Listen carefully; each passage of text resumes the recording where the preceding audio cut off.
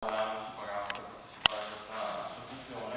Abbiamo fatto una valutazione di opportunità e diciamo del ritorno di immagine che aveva il comune a partecipare a questa associazione. Abbiamo pensato che per quella cifra probabilmente avremmo potuto spenderla in maniera più efficace in altre iniziative di promozione del nostro territorio, di promozione del nostro vino con altri strumenti, e quindi abbiamo deciso per quest'anno di recedere dall'associazione.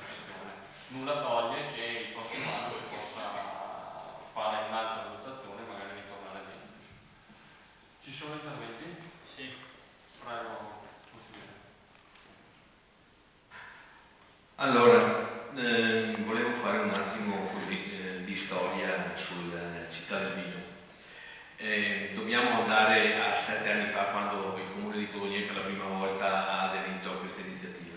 Avevamo qui come presidente dell'Associazione Nazionale Città del Vino Floriano Zambon del comune di Conegliano, e che ha invitato tutti i comuni limitrofi a aderire a questa associazione, soprattutto per un motivo di farci conoscere in giro per l'Italia, farci conoscere da chi è del settore.